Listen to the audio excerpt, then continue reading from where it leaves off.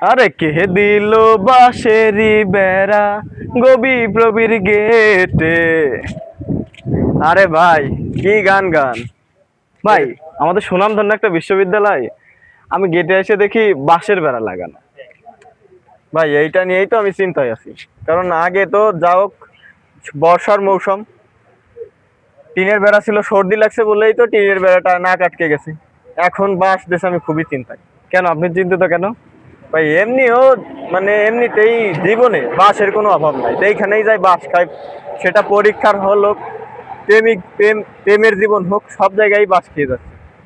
সেইখানে যদি ইউনিভার্সিটির সামনে এসেও বাঁশ দেখা লাগে, কখন এই ইউনিভার্সিটির থেকেও বড় সড়ো বাঁশ খেয়ে ফেলি, এই চিন্তায় আর কি ঘুম হারাম হয়ে যাচ্ছে। ভাই, আপনার কষ্টটা আমি বুঝতে পারতেছি, বিষয়টা আসলেই চিন্তার।